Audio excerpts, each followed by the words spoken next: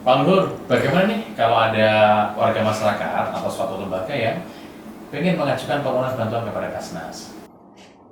Jadi begini, kalau ada warga masyarakat yang tidak mampu, yang kurang mampu, yang miskin, silakan dibantu untuk mengajukan permohonan ke Basnas. Dan Basnas tidak akan pernah ragu manakala ada warga yang putus sekolah karena biaya rumah yang tidak layak huni dan sakit tidak kesulitan biaya, sekuatnya Basnas akan membantu.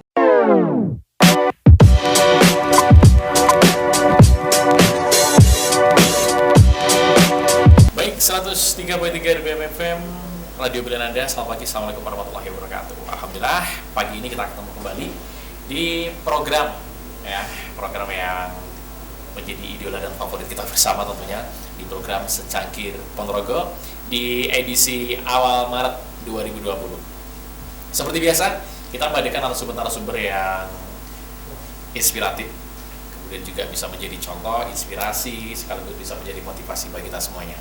Kalau kemarin kita dengan beberapa dari unsur pengusaha, kemudian unsur kepala desa, yang hari ini sangat spesial sekali. Kenapa? Karena hari ini kita kedatangan beliau adalah sosok yang tidak asing tentunya bagi warga Ponorogo, yang saat ini beliau adalah menjabat sebagai Kepala Basnas Kabupaten Ponorogo, yaitu Badan Amil Zakat Nasional Kabupaten Ponorogo.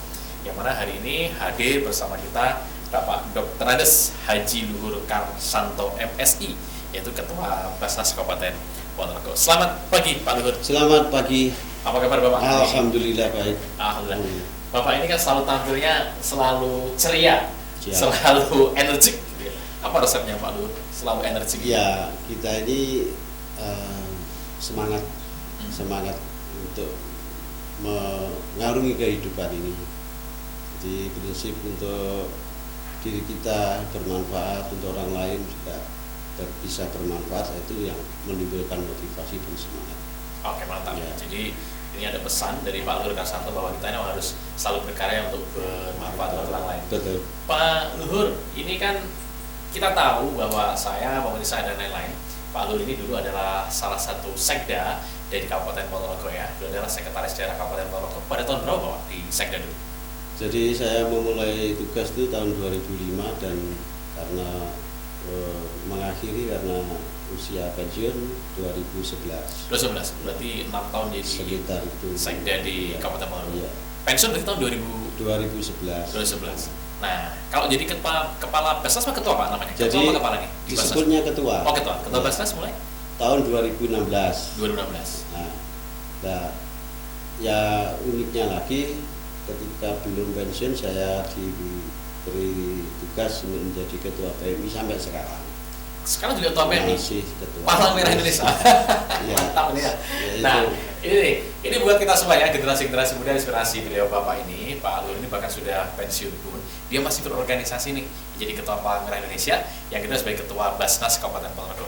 Pak Luhur, kalau saya melihat nih bahwa Bapak ini kan udah pensiun, kemudian kalau berbicara tentang mungkin kenyamanan hidup sudah nyaman lah, tapi kenapa Bapak masih memilih untuk aktif di Basnas, aktif di PMI? Padahal Bapak ini kan sudah tinggal menikmati masa pensiun lah, tinggal jalan-jalan menikmati hidup gitu. Gimana Bapak ini motivasi? Jadi yang pertama tentu karena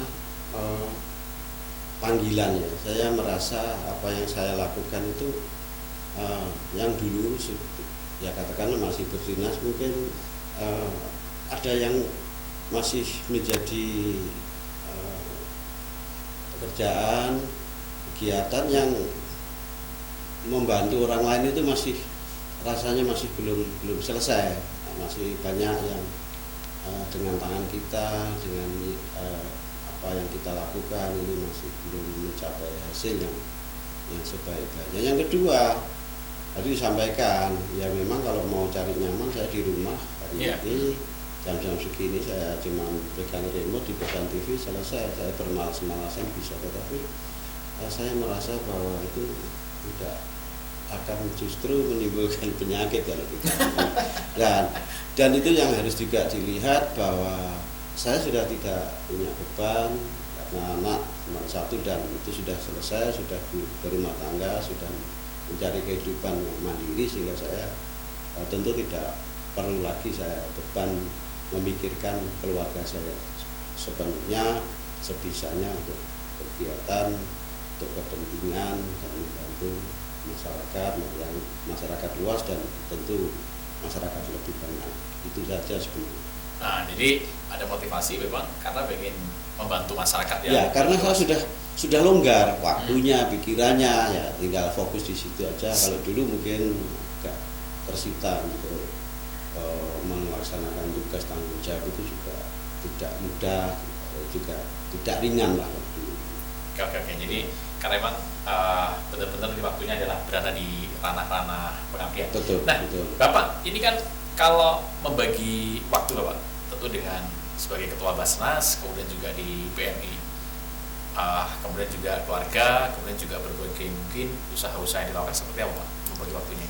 Jadi karena kita ini kan organisasi manapun itu kan kita bangun sistem.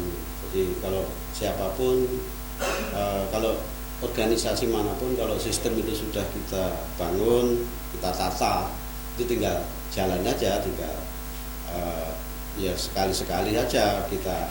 Memang harus ada pengendali ya, tetapi karena sudah mekanisme sudah jalan, tata kerja sudah, jadi sistem sudah berjalan, ya kita tidak terlalu repot lah. Oke. Jadi pada kuncinya ini adalah sistem yang dibangun, sehingga dengan sistem yang dibangun mau memegang beberapa kendali pun tentu akan berjalan. Betul. Nah, kalau masih ke ini Bapak, fisik nih, tentu dengan usia, tentu fisik ini juga semakin berkurang ya kemampuan fisik. Tapi saya melihat Pak Luhur tetap energik nih. Mungkin ada kiat-kiat atau tips di dalam menjaga kebugaran fisik sehingga Bapak ini selalu kemanapun tetap energik, bahkan tetap bisa mengelola berbagai organisasi yang ada, Pak. Ya, jadi kita ini kan diberi anugerah untuk hidup ini kan untuk berpikir. Jadi bagaimana mengelola kesehatan. Jadi keseimbangan antara rohaniah dan fisik itu bagaimana membagi itu. Sebenarnya kuncinya bagaimana kita tetap menjalankan ibadah sesuai dengan kemampuan kita sekuat-kuatnya untuk kepentingan nanti di akhirat, sekaligus kita juga menjaga agar fisik kita ini mampu menopang agar ibadah kita ini bisa dijalankan dengan optimal, juga sekaligus itu tidak bisa dipisahkan, hanya bisa dibedakan, ini rohaniah, ini batiniah, ini fisik, ini yang sifatnya badaniah. Jadi saya kira lahiriah ini, saya kira itu sama-sama secara simultan itu harus dijalankan. Saya kira itu keseimbangan itu. Jadi bisa keseimbangan. Ya. Bahkan antara fisik kemudian juga rohani. Iya. Oke.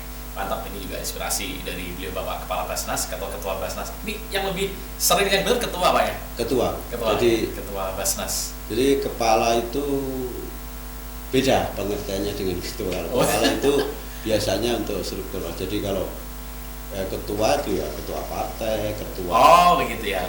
KPU, ketua Basnas, ketua DPRD. Tapi kalau kepala dinas, kepala desa, bukan ketua desa. Ketua desa. Pak Luhur, saya jadi muncul pertanyaan nih Pak Luhur. Bapak ini kan lumayan populer di Ponorogo ya, sangat terkenal, kemudian juga hampir semua masyarakat tahu. Kenapa Pak setelah pensiun tidak memilih jalur politik, tapi malah lebih memilih ke jalur seperti ini? Mohon maaf Mas Eko, jadi saya sejak muda sudah bekerja di lingkungan pemerintah daerah. Saya sempat jadi guru, jadi dosen di lembaga pendidikan Pamung Praja, tetapi nampaknya ya mungkin takdir, tapi juga mungkin minat ya, tidak terlalu tertarik lah, karena saya belajar politik, yaitu pemerintahan, politik, hukum itu saya belajar, saya tahu. Tapi untuk memasuki dunia itu kelihatannya asing ya. Saya mungkin bukan dunia saya, mungkin itu dunia lain bagi saya. Mungkin dunia gaib. Jadi lebih memilih dunia nyata ya, karena tidak tertarik ke politik tapi lebih ke pengabdian ya, ke pengabdian masyarakat. Nah Bapak, ini di awal kita bicara tentang pengalaman Pak Luhur. Nah sekarang kita akan fokus tentang apa saja yang dilakukan beliau sebagai Ketua Basnas, dan sebenarnya Basnas itu seperti apa sih sebenarnya, programnya seperti apa, kegiatannya seperti apa, dan bagaimana kita bisa berpartisipasi di Basnas. Saya akan kembali bersama Bapak Dr. Haji Luhur Karsanto MPSI, Ketua Basnas Ponorogo, setelah satu pariwara yang berikut. Tetap stay di Secangkir Ponorogo. Baik, kembali di Secangkir Ponorogo RBM FM bersama Ketua Basnas Kabupaten Ponorogo, Bapak Dr. Andes Haji Luhur Karsanto. Pak Luhur, tadi kita sudah berbicara banyak tentang motivasi kalian Bapak, juga pengalaman Bapak di dalam mengendalikan berbagai organisasi, sekaligus motivasi-motivasinya. Nah, sekarang saya pengen masuk langsung nih ke Basnas, Badan Amil Zakat Nasional Kabupaten Ponorogo. Bapak, bisa disampaikan sih sebenarnya Basnas ini seperti apa, fungsinya apa, dan seperti apa memang keberadaannya di Ponorogo? Baik, pendengar setia RBM yang saya banggakan, saya hormati. Jadi begini, zakat itu adalah sebuah kewajiban umat Islam yang sudah memenuhi syarat tertentu untuk membayar kewajiban zakat. Nah, itu berangkat dari situ. Jadi salah satu rukun Islam yang harus kita jalankan adalah membayar zakat.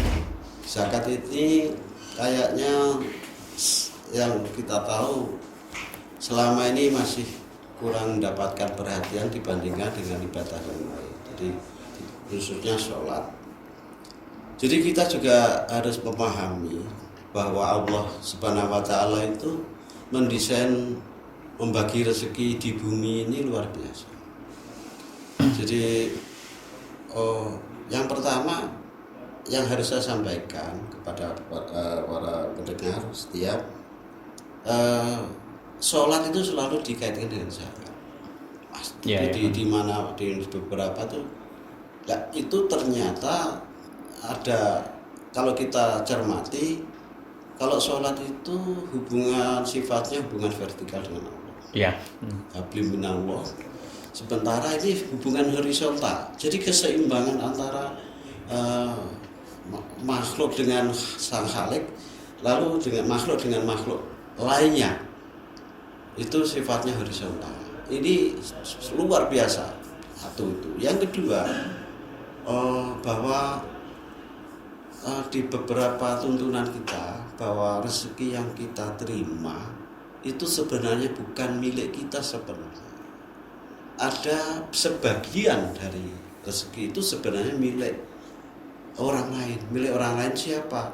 Orang yang berhak, yaitu disebut mustahik. Jadi kalau yang membayar zakat atau infak itu membayar zakat wajib itu namanya muzaki, yang membayar infak itu munfik. Lah, ini berhadapan, atau yang harus menerima itu, yang wajib menerima, yang berhak menerima adalah mustahik.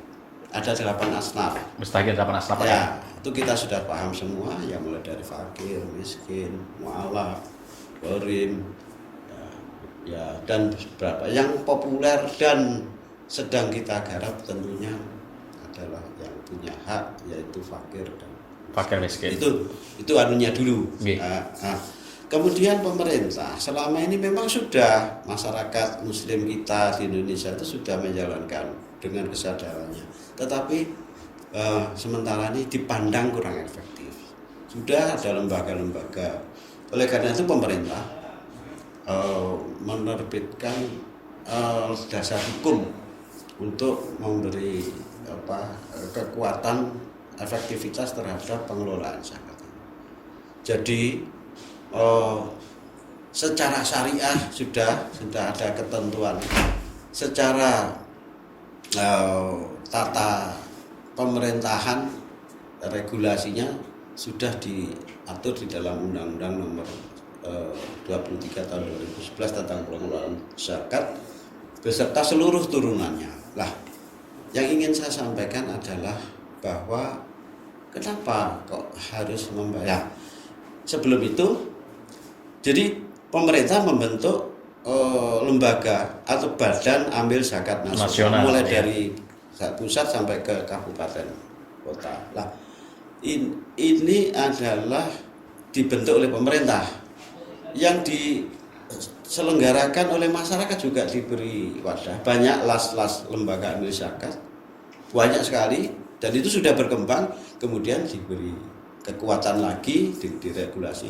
Jadi dibentuk oleh pemerintah namanya Basnas, dibentuk oleh masyarakat itu namanya lembaga amil zakat dengan berbagai namanya. Masing-masing. Saya kira itulah tugas itu sebenarnya ada dua. Yang pertama mengumpulkan zakat yang berasal dari musaki.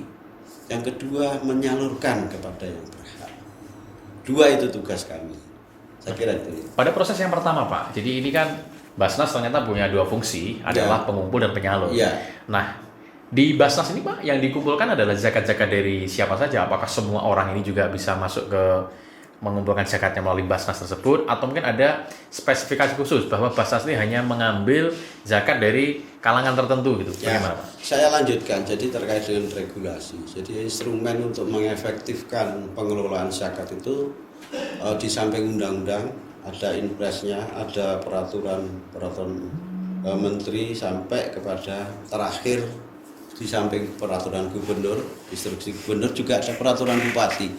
Kami sampaikan apresiasi dan terima kasih pada Pak Bupati Ponorogo yang telah mensupport, membackup kami sehingga kami bisa bekerja efektif. Siapa yang wajib membayar zakat adalah orang yang sudah mencapai asnafnya, khususnya di lingkungan ASN atau PNS di lingkungan pemerintah Kabupaten Ponorogo. Itu yang Pak Bupati betul-betul sangat menegaskan, sangat tegas melalui peraturan Bupati. Berarti meskipun demikian ternyata juga belum sepenuhnya, ya kami tidak tahu alasannya, tetapi pelan-pelan melalui edukasi, sosialisasi kita coba untuk membangkitkan kesadaran sebenarnya. Itu dari sisi ini intern. Kemudian secara tidak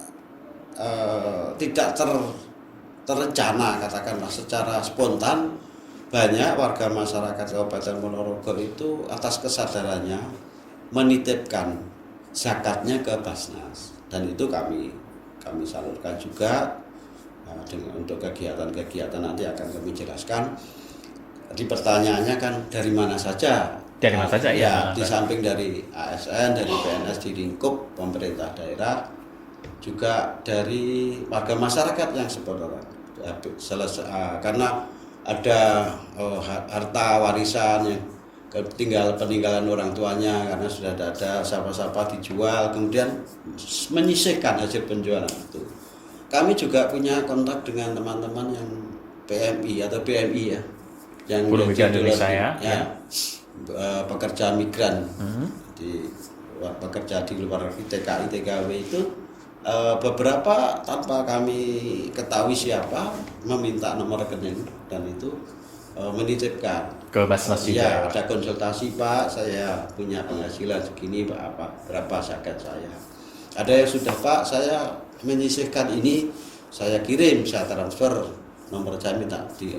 Itu banyak dari Hong Kong, dari Korea, dari Taiwan, itu ya kami tampung dan itu kami laporkan, kami salurkan untuk ini dan sebagainya. Program. Pak Lur, saya tertarik. Ternyata di Ponorogo juga sudah ada Perbup yang mengatur tentang bagaimana agar PNS itu membayar zakatnya itu ke Basnas. Pak, efektivitas Pak Lur tadi menyampaikan bahwa ada belum maksimal juga. Ini kalau kita bicara persentase Pak, dari persentase pegawai negeri yang ada di Ponorogo, itu sekian persen, berapa persen Pak yang sudah patuh untuk membayar zakatnya di Basnas maksudnya? Jadi di awal kami dilantik Pak Bupati. Jadi Pak Bupati komitmennya sudah sangat tinggi. Apa yang disampaikan ketika itu? Mosok toh setahun Basnas itu tidak bisa menghimpun sampai 10 miliar itu setahun. Saya bisa kalau ini betul-betul dijalankan efektif, betul-betul dijalankan, saya yakin itu 10 miliar itu bisa tercapai. Nah, saya berpikir begini, kalau 10 miliar dikatakan itu dalam setahun berarti 1 bulan, Mas Eko, itu bisa 800 juta. 800 juta untuk bulan kurang lebih. kita bisa berbuat banyak. Jadi zakat ini pada ujungnya nanti juga akan untuk memerangi kemiskinan. Kita mengentaskan masyarakat yang kesusah, yang rumahnya tidak layak, tidak punya jamban, kemudian sakit, tidak bisa makan, kan seperti itu. Anak-anak putus sekolah. Itu saya yakin kalau itu betul-betul punya keyakinan yang kuat sesuai harapan Pak Bupati. Kemudian ternyata ya kisarannya masih 25% lah yang 20% ya. Ya. Jadi target 10 miliar masih Belum. sampai 250 juta tahun. Belum Pak kan mencapai. berapa Pak? 2016, 17, 18? Ada. Ya kita dari awal kan hanya 1 bulan itu hanya 20 juta. Ya, dikumpulkan ya masih ada yang tidak belum sadar. Ya. Nah, tapi sekarang kalau sudah ada perbu itu bukan kesadaran lagi, itu sudah ada penegasan karena zakat itu sebenarnya sejak zaman sahabat Nabi itu harus dipaksa, diminta kan gitu. Mana itu haknya kan gitu. Hanya kaum miskin ya, gitu. Harus dipaksa dulu. Harus dipaksa. Biasa, Ya, ya. ini sebenarnya sudah dipaksa. Sekarang bukan lagi kesadaran tetapi kepatuhan. Tingkat loyalitas kepada pimpinan seperti apa itu yang jadi pertanyaan seperti itu. Di 2019 Pak sudah berapa nih yang Sudah kisaran 240-an lah. 1 tahun? 1 bulan. Wah, berarti naik ya? Jadi Udah. enggak, dulu tidak ada perbuk 20 Ya. per bulan, tapi begitu sudah ada perbuk Ya, naik. sudah betul-betul ya, tapi memang masih jauh dari harapan dan masih banyak yang harus kita bantu. Oh, gitu nggih. Jadi prinsipnya jangan biarkanlah mereka menderita. Ya. Kita rasanya mosok toh di masyarakat kita seperti ini, kita ini tidak berbuat apa-apa kan gitu. Terus begini Mas Eko, ini saya harus sampaikan. Tadi satunya wajib membayar zakat. Satunya berhak menerima zakat. Loh, orang-orang miskin, orang-orang kaum fakir dan miskin itu tidak mungkin lah berani meminta haknya. Saya ingin tahu siapa yang berani kan gitu. Oleh karena itu harus dipaksa kan gitu. Karena apa? Mereka menunggu hakku mana kan gitu. Nah, tidak usah mereka siapapun itu harus kita salurkan kepada mereka yang benar. Jadi itu amanah. Nah, yang kedua, ada juga yang menunggu. Siapa? Ya, muzaki. Karena begitu disalurkan, maka itu akan mengalir deras pahala dan ganjarannya. Betul. Yang ditunggu kan. Makanya kami hampir tidak punya saldo. Oh gitu, jadi Nggak begitu mungkin. ada harus segera diluncurkan. Tapi kan Pak, tidak mungkin tidak ada saldo. Karena apa? Begitu diseluncurkan, didistribusikan, untuk disalurkan, kita salurkan. Loh, ini datang lagi. Ya, betul. Mana saldonya kan tidak mungkin. Dan Dan itu diharapkan terus akan mengalir. Mengalirnya itu hak yang berhak itu bisa menikmati haknya. Dan itu terangkat dari penderitaan, kesusahan, kemiskinan. Di sini juga mendapat aliran dan ganjaran dan pahalanya karena membayar zakat. Nah, dan membersihkan hartanya sekaligus.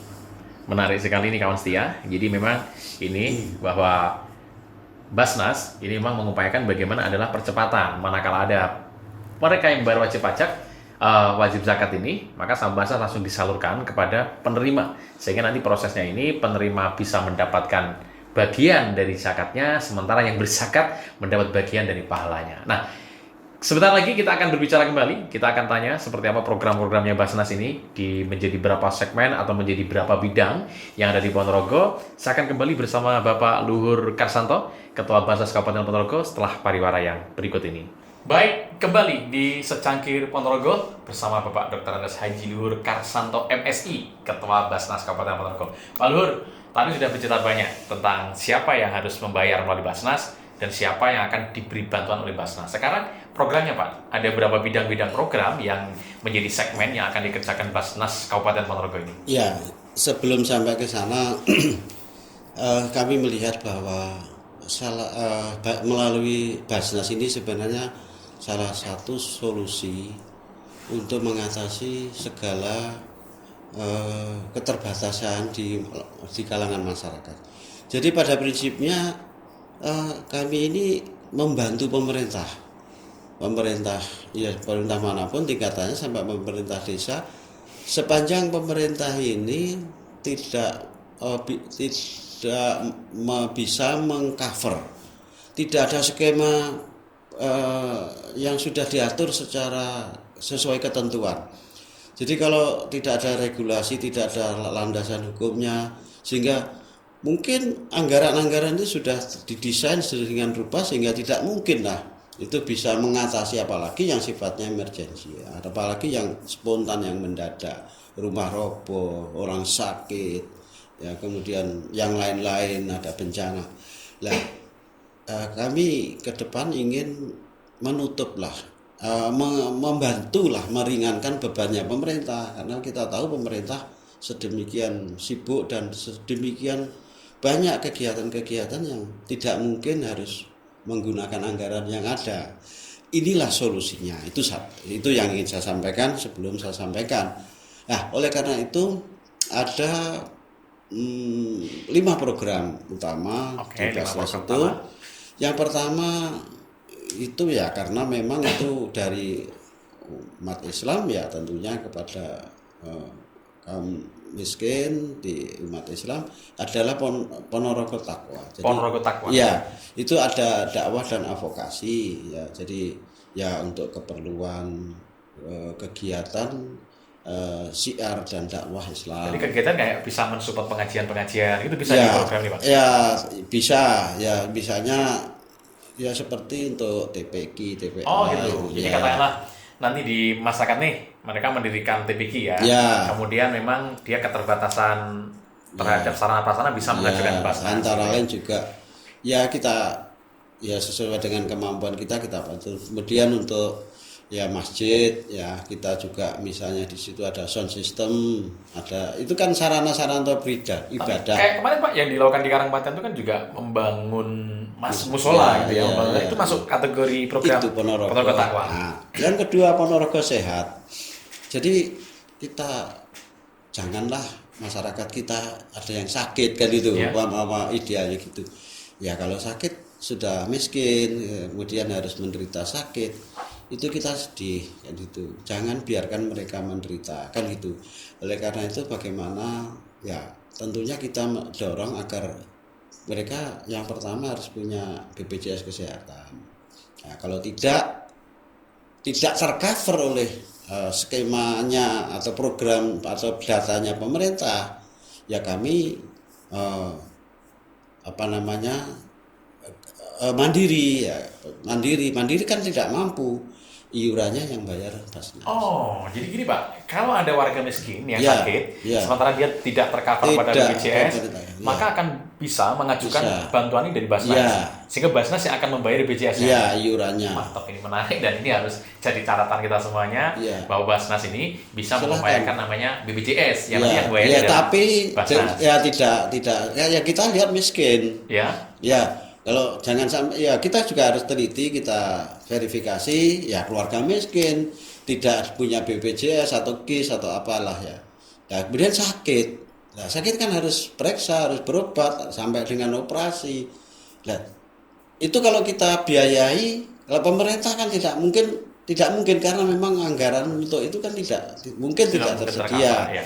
Ya yang ya kami komitmen kami membantu pemerintah daerah ya kita biayai lah, meskipun tidak sepenuhnya, mungkin kita bantu biaya pengobatan. Nah, daripada itu biaya itu mahal ya kita cover melalui BPJS. BPJS tidak mampu, ya mandirinya tidak mampu juga.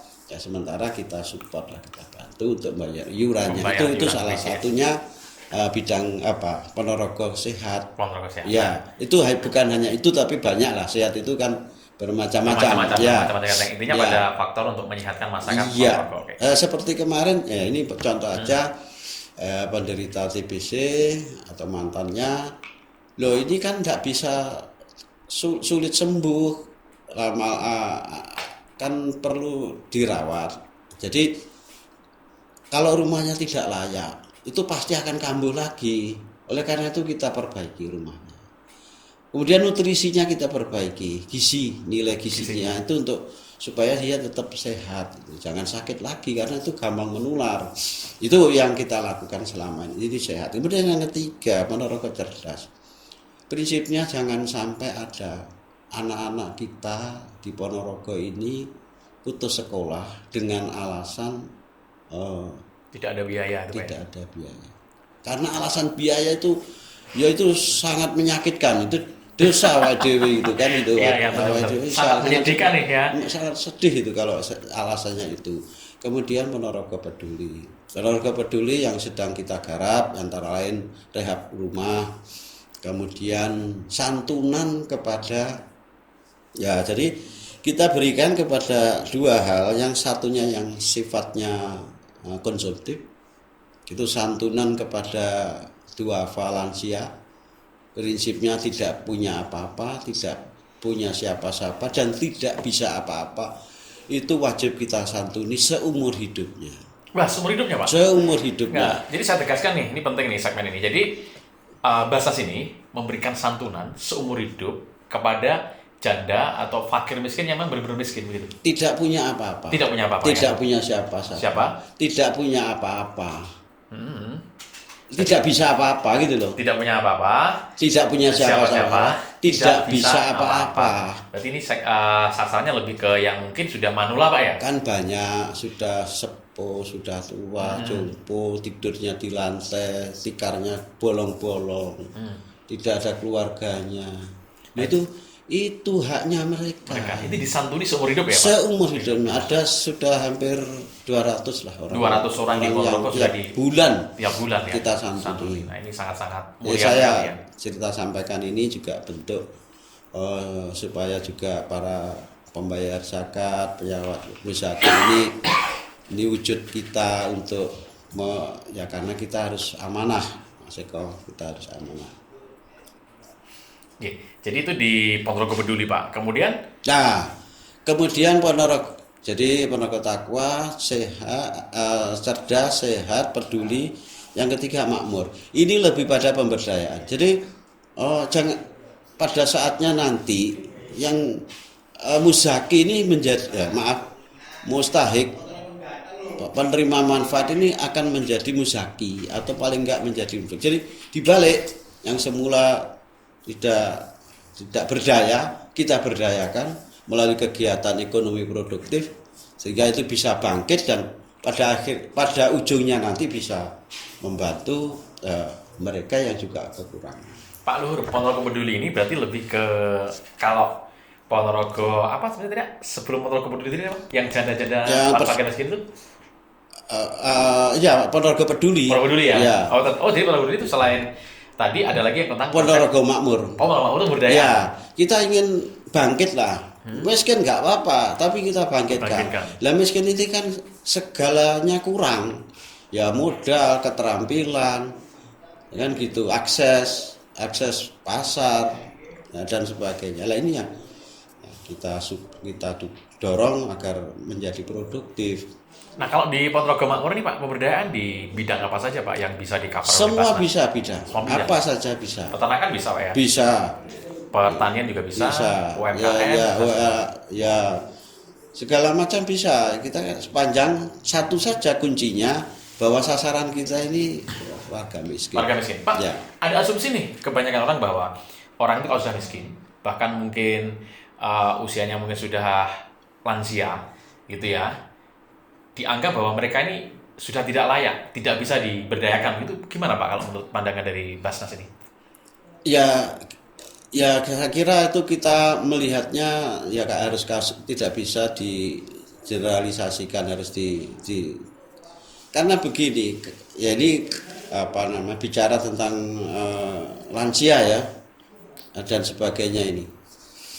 Ada sementara pihak yang menyatakan, jadi kalau jompo lansia itu jangan ditampung di panti Freda, jangan di panti itu, karena itu akan mengurangi pihak keluarganya untuk peduli pada orang tuanya, kan itu. Kalau dipasrahkan ke rumah jompo lah, ya. Nah itu hubungan emosional akan akan terganggu kan gitu, akan mengganggu hubungan emosional. Ya, oleh karena itu ya sejauh yang bisa kita berdayakan kita berdayakan. Itu ada beberapa tempat yang ya pihak pengelola panti itu kan juga membuat mereka bisa produktif lah, minimal mandiri. Jadi intinya tetap ada optimisme meskipun mereka fakir miskin yang generasi tetap masih ada cara untuk berdayakan gitu Pak. Tapi kita lihat di beberapa tempat itu tidak mungkin lah orang itu karena tidak bisa bergerak apa-apa, keluarganya juga sudah tidak peduli misalnya, dan tidak punya siapa-siapa tadi, apalagi rumahnya di dekat hutan. Siapa bahasanya, kalau bukan kita siapa lagi? Oke. Kalau bukan sekarang kapan lagi?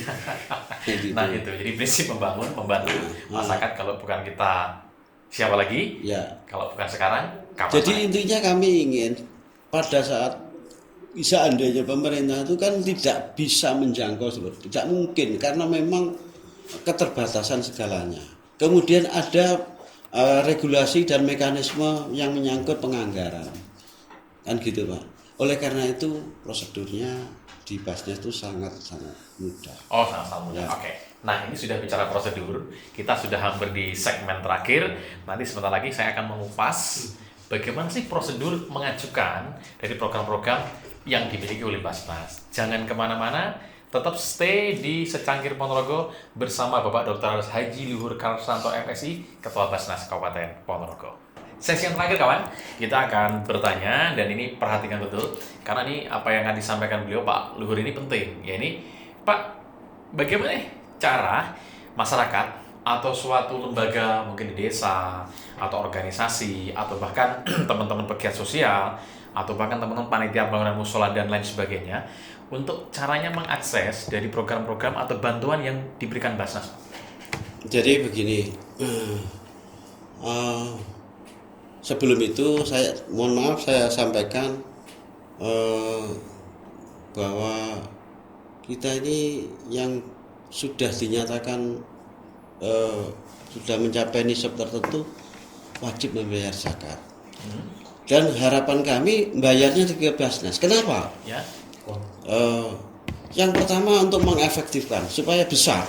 Ya. Kalau itu besar, maka kita juga bisa membantu lebih besar. Satu yang pertama. Yang kedua, bagi penerima manfaat itu kita ingin mengikis kehinaan. Jangan sampai kalau orang per orang menyampaikan, menyalurkan, itu kan dia merasa minder, merasa rendah diri, ada efek psikologis rendah diri gitu dan sebagainya, merasa. Yang ketiga, yang memberikan langsung itu diharapkan tentu juga akan menimbulkan kesombongan. Jangan sampai itu kesombongan itu muncul karena gara-gara kita ini menyalurkan zakat. Salurkan aja ke Basnas. Ya. Percayakan Kak. Oleh karena itu kami terus-menerus sedang membangun kepercayaan, karena ini juga berat beban kami. Kami diaudit secara syariah maupun secara akuntabilitasnya. Itu sudah ada kantor akuntan publik yang mengaudit kerja kita. Kemudian tentang akses. Jadi saya kira yang pertama silakanlah kami berkantor di Jalan Trunojoyo 143 Ponorogo. Kemudian yang kedua kami bisa dihubungi lewat telepon. Yang ketiga silahkan diajukan melalui kepala desa supaya kita kepala desa juga tahu apa yang dan justru kita tunggu juga laporan dari masyarakat. Kalau masyarakat itu tidak langsung tolonglah teman-teman yang aktivis pegiat sosial itu bisa membantu memfasilitasi. Jadi intinya kalau masyarakat atau siapapun bisa Pak ya, artinya mengajukan permintaan untuk dibantu kepada kepala desa Pak Lurah itu bisa. Dan kalau kepala desa mengajukan ke Basnas. Kalau non kepala desa mungkin masyarakat desa juga bisa Pak melalui organisasi ini, Pokmasnya atau mungkin sebaiknya lewat kepala desa, karena kita ingin semuanya juga peduli gitu loh. Jadi tahu kalau saya melewati Pak Lurah kepala desa ini kan seolah-olah kita membypass, rasanya kurang pas juga. Oke. Nah, jadi nanti prosedurnya biar lebih mudah nih kawan setia, di masing-masing desa tentu ada kepala desa, Ya. maka usullah kepala desa agar kepala desa mengajukan Iya, permohonan bantuan seperti kepada itu persis. Basnas. Iya. Gitu ya. Oke. Nah, terakhir Pak Luhur, pesan untuk semua pemirsa kita yang hari ini menyaksikan sekaligus mendengarkan acara Talkshow Cangkir Ponorogo. Ya, saya terima kasih diundang untuk talkshow yang di RBM FM ini, radio pilihan Anda ini. Jadi saya berterima kasih ini ada kesempatan untuk mensosialisasikan.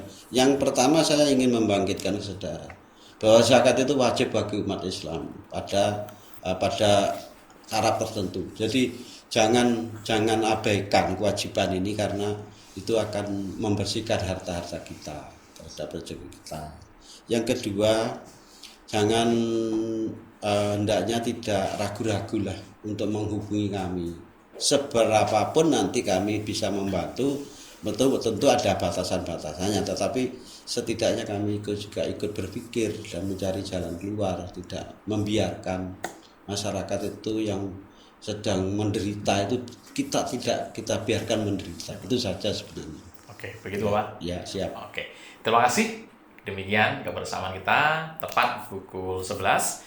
Demikian yang disampaikan Bapak Luhur Karsanto, Ketua Basnas Kabupaten Ponorogo. Semoga ini bisa menginspirasi, memberikan masukan-masukan kepada kita, dan memberikan motivasi kepada kita semuanya agar bagaimana mau membayar zakat, dan pastikan agar bagaimana sistem pembayaran zakat ini bisa berjalan dengan bagus dan penyalurannya adalah tepat. Ini bisa menghubungi dengan Basnas Kabupaten Ponorogo yang beralamatkan di Jalan apa? Trunojoyo ya. Kalau mungkin orang Ponorogo lebih mudahnya kita nih tambah bayan ke barat gitu ya, di kiri jalan. Sekali lagi terima kasih Pak Luhur Karsanto kedatangannya di studio RBFM.